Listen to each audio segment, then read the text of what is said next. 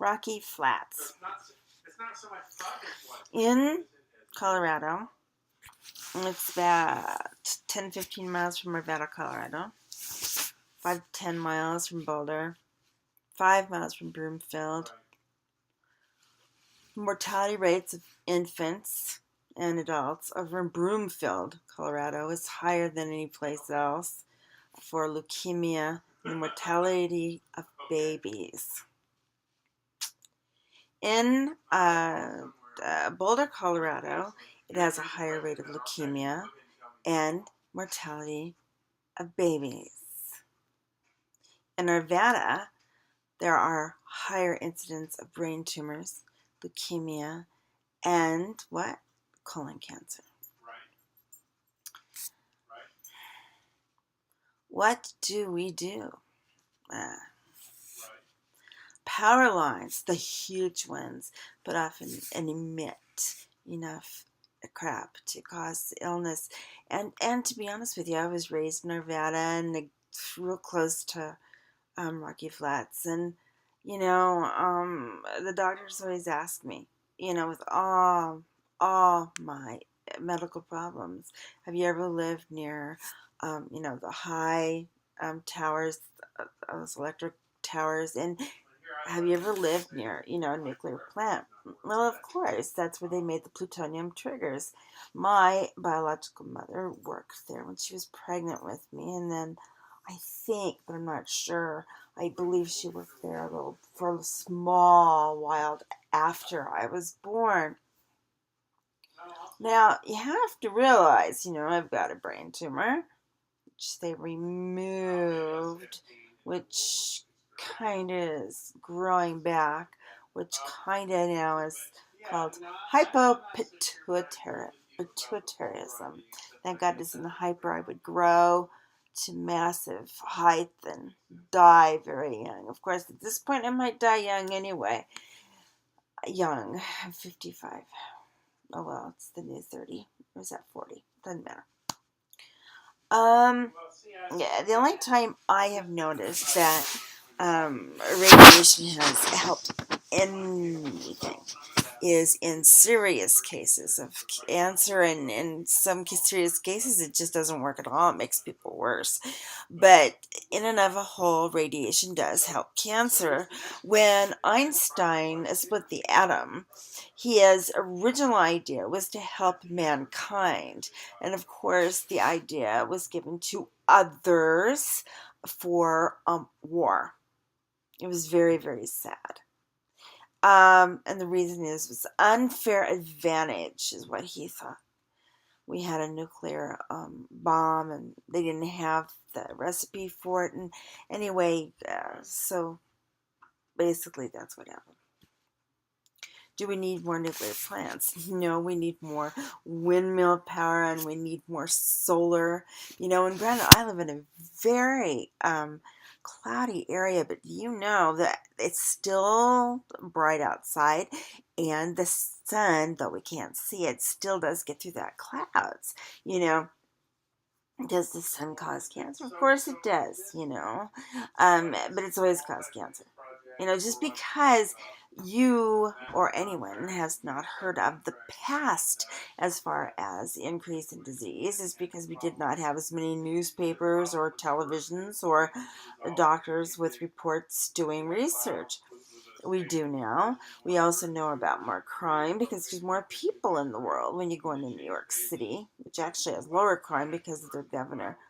A couple of years back, and to be honest with you, let's say Atlantic City. If you have more people, you're going to have more crime. So if you have 100 people, I'm just using that as an example. One person might be a criminal, might rob a bank, might steal a car. But if you're in millions of people and you have 45 people commit a serious crime, serious enough to put them in life in prison and are on death row. That's pretty good. It's not good that is, but you get my idea, I think. I hope you do. Al Gore, when he got that Nobel Peace Prize. You've never heard anybody else so loud. And the same for President Obama. And you're talking to a Democrat who believes in the Nobel Peace Prize, but I believe there was other people more deserving of that besides Al Gore and President Obama.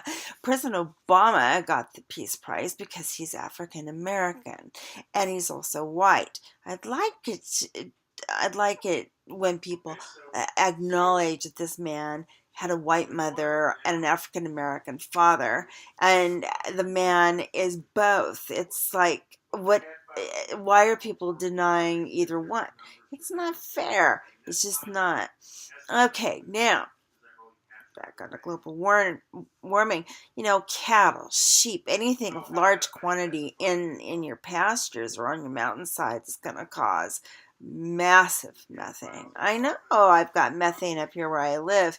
Come to find out, it was not from dumping. It used to be nothing but farmland. We have a lot of methane. So now they've put pipes in and everything to release the methane. Can methane cause cancer? Probably. Everything can cause cancer. I mean, this has been going on for years and years. They've been doing brain surgery since Rome. Oh, hell, I think Greece started it, in AD. No, in BC. Yeah, it was in BC. Barbaric, yes. And painful, yes. Did some of them live? Actually, yes. Were some of them idiots? Yes. I wasn't there. So, I mean, let's just talk reason here. Will we have another ice age? Yes. Are there going to be more volcanic explosions? Yes. Will the animals move towards the ones that are snowbound, move with the melt's going that way. Let's say it's going to the left and the colder is going to the right. It's exactly what is happening. And there's a lot of propaganda that this Earth is going to be around a few billion more years, and we're probably going to be around a couple more million years. The only thing that's going to destroy mankind is mankind, because we're idiots with our wars, And if they keep on using, disease and gases to attack whole cities, then of course it's going to kill them. They're human. So anyway, that's just my take on it. I can't. Scientists are kind of split on this. I agree with the ones, of course, what I'm talking about. And of course, the other ones that are babbling about death and destruction, I'm like, oh, just stop. It's, yes, it's possible. Everything is possible. But can it happen? Well, of course it can happen. I'm not even arguing that point. But I am debating the point of extremes. I think, like I said, it's been going on for a long time. As long as there's human beings, we will always have methane problems, pollution problems, and even without cars. Seriously. The human being is the dirtiest animal on Earth. We are disgusting at times. Believe me, you should see my car. Anyway, talk to you later. Just because I'm tired. Breast exam and all that had me a little scared, but all benign. Now all of you applaud. Yeah, I did. I jumped up and down, actually, even with a bad knee. Thank you, everybody. Have a good day. Goodbye.